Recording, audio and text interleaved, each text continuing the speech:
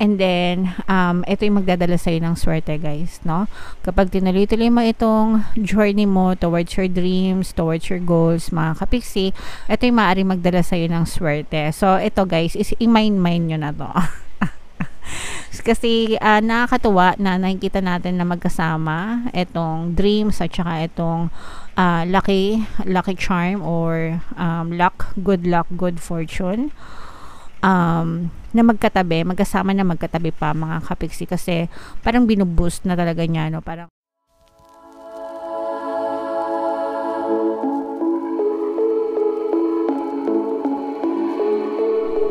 hello guys, hello Aquarius, Happy New Year sa inyo lahat, Happy 2024. Ang pamagat ng ating episode for tonight is bagong taon 2024.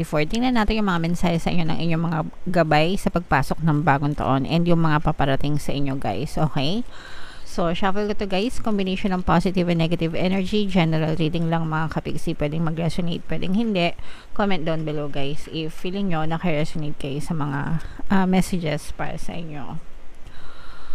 So, ito yung mga mensahe sa inyo ng inyong mga gabay, mga kapiksi. So, yung unang-una is boundaries. Yung boundaries, guys, yung pagsaset ng limitations, okay?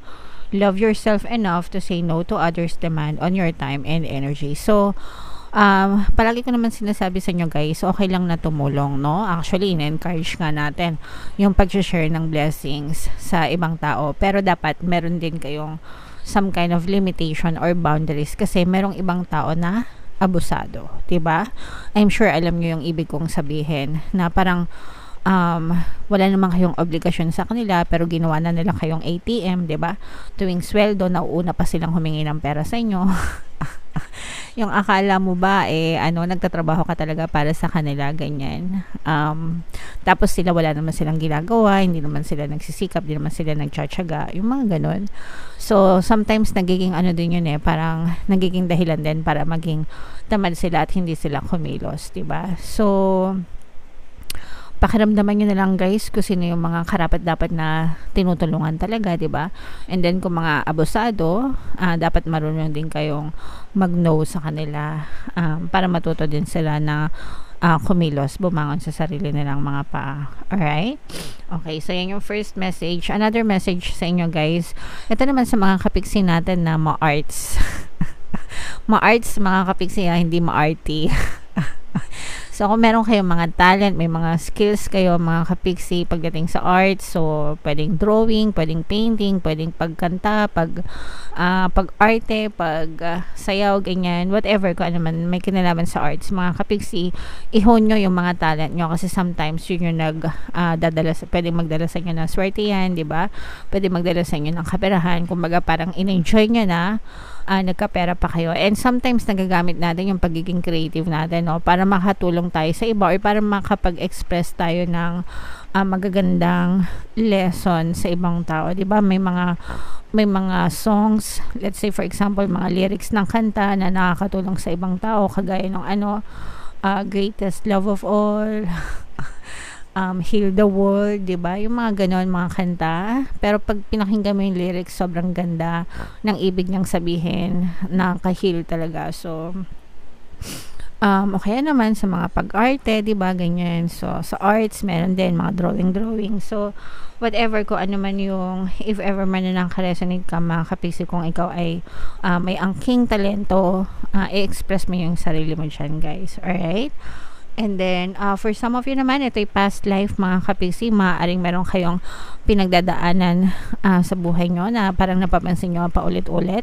And maaaring na-experience nyo na rin yan sa past life, mga kapiksi. So, ibig sabihin yan, guys, kailangan nyo matutunan yung leksyon. Especially kung napapansin nyo na paulit-ulit na nangyayari sa inyo yung cycle. Meron kayong lesson na kailangang matutunan dyan. So, kung ano man yung leksyon na yun, dapat matutunan mo na siya. Para matapos na yung suffering mo, mga kapiksi. Alright? Okay. So, yan ang mga messages para sa inyo, Aquarius, no? Ngayong paparating na bagong taon. Tingnan natin kung anong paparating sa inyo, guys. Ngayong New Year. So, i-shuffle ko to, guys. Habang sinashuffle ko to, panoorin nyo muna itong video natin regarding sa ating paano mag-manifest ng abundance video course. Kapiksi, sawa ka na ba sa mga struggles at hirap sa buhay mo? Masipag ka ba at masikap sa buhay ngunit hindi ka pa rin umaasenso? Ilang beses ka na bang nag-attempt magnegosyo at mag-invest pero palagi ka pa rin nalulugi?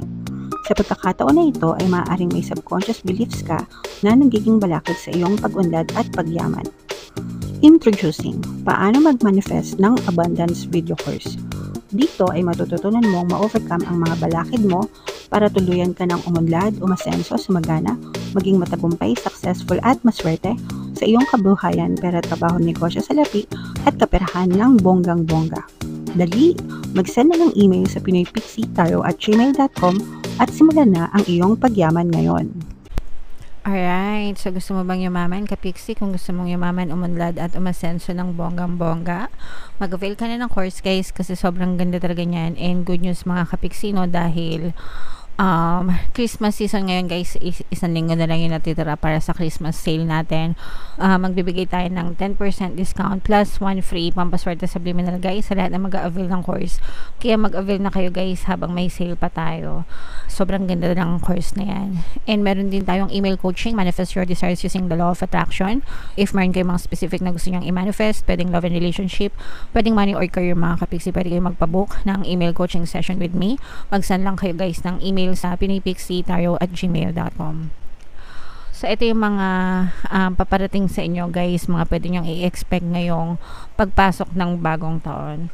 So with the birds and clouds energy here mga kapiksi, yung iba sa inyo meron kayong matatanggap or masasagap na balita na ikadidilim ng paningin nyo mga kapiksi. So ibig sabihin nito, pwedeng balita na magdadala ng konting problema, konting trouble, kaya magdidilim yung paningin nyo mga kapiksi. So kalma lang, no? So most likely than not, maaring negative news ito mga kapiksi. So in short, parang bad news. Maaari kayong makatanggap ng bad news kung ano man yon mga kapiksi. So kalma lang mga kapiksi, no? Normal naman sometimes na nagkakaroon talaga ng mga hindi mga inaasahan na kaganapan sa buhay natin. So ang importante is kalmado dapat yung isip mo para hindi ka mag-react negatively and para ma-process mo ng maayos yung sitwasyon na dadating sa buhay mo na may kinalaman dito sa balita na matatanggap mo. For some of you, pwedeng, let's say for example, may ka-LDR ka sa relationship, baka may masagap ka na negative na balita tungkol sa partner mo, ganyan. O kaya naman sa kamag-anak mo na nasa malayo or kaibigan mo, ganyan. Pwedeng sa trabaho din. Pero yun nga, parang some kind of chismis siya. Pero may matututunan naman kayong lesson dito mga kapiksi. So yun naman yung kagandahan nun. Okay? And then for some of you, wag din kayong mahiyang humingi ng advice sa ibang tao. Dun lang sa mapagkakatiwalaan guys, no? Kung nagugulumihanan kayo, kung hindi nyo alam yung gagawin nyo, so humingi kayo ng advice para magliwanag din yung isip nyo mga kapiksi. Alright? And yun din naman yung maganda guys, no? Kasi with this energy, nakikita natin na may mga sincere na tao na maaring makatulong sa'yo para magliwanag yung isipan mo. So itong mga tao na to, sincere sila na nagpapakita ng true intentions nila sa'yo, na gusto talaga nilang makatulong para malampasan mo itong mga problema na to, para hindi masyadong mabigat yung dadalin mo, yung pagdadala mo nitong mga negative news na to. Okay, so madalas ito yung mga kapamilya natin, kaibigan natin, mga best friends natin na nakakaintindi sa atin. Okay, so maswerte ka naman dyan sa aspeto na yan. And for some of you guys, eto nakikita rin natin na may mga taong tumutulong din, nagbibigay ng inspirasyon sa inyo para maabot nyo naman yung mga dreams nyo, yung mga pangarap nyo sa buhay. Especially ngayon, let's say for example, diba, New Year 2024, baka meron kang mga pinaplano na gusto mong gawin for 2024, baka gusto mong magnegosyo, baka gusto mong mag side hustle, baka gusto mong mag freelancer, ganyan, or kung ano man, gusto mo maging independent, or gusto mo mag-artista, ganyan, whatever, kung ano man yung pangarap mo, no, sky is the limit. parang ano siya, parang pinaplano mo na siya na i-push ngayong 2024 pagpasok ng bagong taon, and mararamdaman mo yung sincere na pagtulong ng ibang tao sa iyo, and yung iba sa kanila parang nagsisilbi din silang inspiration mo. Let's say for example yung family mo, yung magulang mo, yung mga kapatid mo, or mga anak mo, ganyan, partner mo, parang sila din yung nagbibigay ng inspirasyon sa iyo para ipagpatuloy mo yung mga gusto mo and abutin yung mga pangarap mo sa buhay. Kumbaga yung pangarap mo hindi lang para sa iyo, kundi para din sa mga taong mahal mo sa buhay. Okay? And then ito yung magdadala sa iyo ng swerte, guys, no? Kapag tinuloy-tuloy mo itong journey mo towards your dreams, towards your goals, mga kapiksi, ito yung maaaring magdala sa iyo ng swerte. So ito, guys, is i-mind nyo na to. Kasi nakakatuwa na nakikita natin na magkasama itong dreams at saka itong lucky charm or good luck, good fortune, na magkasama na magkatabi pa, mga kapiksi, kasi parang binuboost na talaga niya, no? Parang combo sila na magkasama sa pangarap mo, yung swerte mo, 'di ba? Blessed ka talaga, ibig sabihin. So kapag ka ganito, tas syempre papasok pa ng bagong taon, 'di ba? So syempre kapag ka ganyan, dapat minamind na natin yan, kini-claim na natin yan, atin yan, 'di ba? Simula pa lang ng 2024, pagpasok pa lang ng bagong taon, dapat yung mindset mo positive na swerte ka, positive na maabot mo yung mga pangarap mo, yung mga dreams mo, 'di ba? And then trabahuhin mo siya all year. Buong taon ng 2024, kailangan yung pagkilos, yung pagdadasal, and yung positibong mental diet mo, mga kapiksi. And of course, don't forget na maging grateful sa lahat ng mga blessings na natatamasa mo, parang lalo ka pang i-bless ng nasa taas ngayong buong taon ng 2024, okay?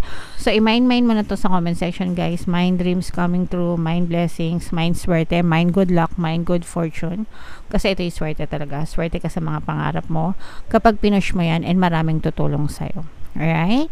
So, congratulations in advance, Aquarius. Happy New Year sa inyo, guys. Merry Christmas, Happy New Year. Happy 2024. And samantalahin ko na to, guys. Thank you all so much sa pagsama nyo sa akin ngayong 2023, mga kapiksi, and sana sama-sama pa rin tayo sa 2024 para sa marami pang pasabog. Yeah. Marami pang videos dito sa ating channel, guys. Alright? Ito yung ating 2024 kapalaran, guys. Kung hindi nyo pa napapanood, panoorin nyo na. Magto-2024 na. Ito rin yung ating success stories ng paano mag-manifest ng abundance video course. Click here to subscribe, mga kapiksi, and click here to join our membership program. Thank you for liking, sharing, and subscribing. See you again next time. I love you all. Have a nice day. Bye-bye.